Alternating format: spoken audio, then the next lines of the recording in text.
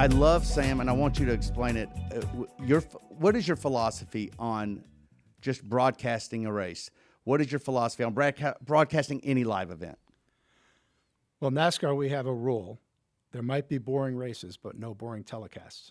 As we know, there are occasional races where they get strung out, but there's always something happening. If you're at the racetrack, you can find something to look at and enjoy and say, hey, that battle for 5th, that battle for 10th. I mean, unlike a stick and ball sport in football, if you've got the football on the screen, 95% of the time, that's where the action is. Yeah. And in NASCAR, Mike Davis is leading by 5 seconds. He might have a pretty car and he's a good-looking dude, but we don't need to watch him leading the race by 5 seconds. We've got to go back and find where the action is. And that's the great part, and that's the key to our theory is might be a boring race, but never a boring telecast. So engage, and find where to go. And that's the job of the production team to figure out where the action is and what's going to engage the audience the best. How hard do you critique them after every race? Start of the year, go a little harder, and then I slow it down because we learn the lessons and figure it out. We did the 24 Hours of Daytona, and they came on the air, and I was immediately very disappointed in how we came on the air because we preached to the converted. We were so inside IMSA that in no way did we open the door to the broad audience. And this first portion was on NBC. So anyone who happened to be on the channel at that time felt like they were going to an inside club that they weren't welcome. They didn't know the password. They didn't know the code. So we made an instant change and recalibrated how we're going to do it. And the next time we reset on NBC, big and broad, wide, told you why, engaged you with the personalities, the stories, and it's more than a car race. It's an event that changes lives. And once we got people there, so that evolution of what your job is to open the tent, open the doors, get people in, and then get them that they can't leave. Talk a little bit about determining on our talent, the size of the booth. Obviously you guys have played around with up to 4 people in the booth, and really their roles, because I never really, as a fan coming up through the sport until we started working with you guys and I understood some of the terms a little more of play-by-play, of color analyst, of, commentator, whatever those different things are. Talk a little bit about that and how that makes up the booth and how that makes up the broadcast. Well, when we started, we looked for the 3-man group, the traditional grouping, and we hired the driver in Burton. We hired the crew chief in Letarte, and Rick Allen as the play-by-play. And we had a great group. They were doing an awesome job. And then all of a sudden, I come meet with you, Kelly, and say this guy used to drive the 8 car, and now the 88 car might want to step out of it. What would you have for him? And you can't say no to the opportunity to add, a Hall of Famer who is the most recognizable star in the sport to your team. And so we wanted to figure out how to make it work and add him in. And one of the things Dale said is, I don't want to mess up Jeff Burton's job because Jeff Burton's great at what he does. And that made me say, we have to have him because he's going to be a great teammate. He's not going to be the star system where I'm going to come in, I want these guys out of the way, I want to do my thing, I want to focus on me.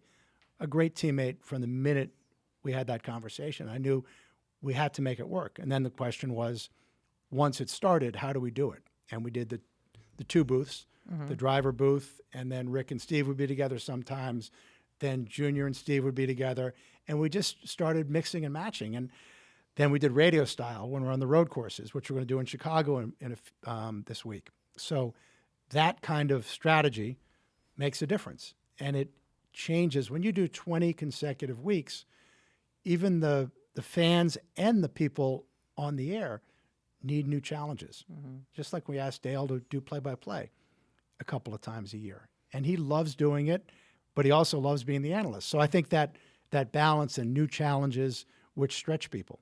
And sometimes you move Steve down to the pit box so that he's really crew chiefing from down low, from where he used to see the race all along with cars just doing this all day. But what would be your preference? If listen, it sounds to me like Dale Jr. came in and forced you to go. Let's just call it a revolution. How about that? Yeah. But the fact is that if you had your way, what is the best? What is the setup that in your experience produces the best successful broadcast? I think it depends on the racetrack. Unlike a sport like football, where you kind of know the way the game's going to go, football is best with a 2-person booth and a great sideline reporter. Baseball, we're doing that now with Peacock, and we have a permanent play-by-play guy, and we do a national broadcast, so it's 2 different teams every game. So we don't want to have the same announcers. We hire an analyst from each team. So yesterday we had Joe Girardi, and we had Jim Palmer. Palmer for the Orioles, Girardi for the Cubs. Oh, for the Cubs. Cubs. Oh, I gotcha. That's right. The whole strategy was to take you inside both locker rooms to tell you what's going in the clubhouses for those 2 teams. So that's a different approach. On the NASCAR side, a street course, a road course has a different feel. And so we position them around the track and we call it radio style. And that allows that energy that is a little bit different on the road and street course to execute at a higher level. And then in terms of the booth, there are some tracks that are really heavy on strategy. And when that happens, we've got to make sure we put Letarte in a position to really talk us through how that race needs to play out. There are other tracks like Talladega or Daytona, where it's really a driver's track. And so you want to have Jeff and Junior banging heads over what they do and strategy and executing the race. So each track you have to step back and look at. And we're very fortunate to have Jeff Benke, who oversees the NASCAR product for it and the motorsports overall for us. And Jeff is a total geek for it, but he is constantly looking at ways to make sure we are executing at a high level, and he'll hit me all the time with crazy new ideas, and the radio style is one of his ideas. And he just said, I really want to try this. And I finally said, all right, you've asked me for too long. We're going to try it. And if it sucks, shame on you. If it's great, you're the hero. And he's the hero. How will you guys approach Chicago Street Course? It is a big event for NASCAR. It's really important to the leadership of NASCAR to make this a success. We've been promoting it for a long time. If you watch the U.S. Open, a lot of content, a lot of promotion for it. We've had multiple surveys to make sure it works. We know where the cameras need to be. But again, it'll change because when the real cars get out there versus people driving in their simulators, it's going to be a very different endeavor than what we're seeing now in kind of this practice fantasy world.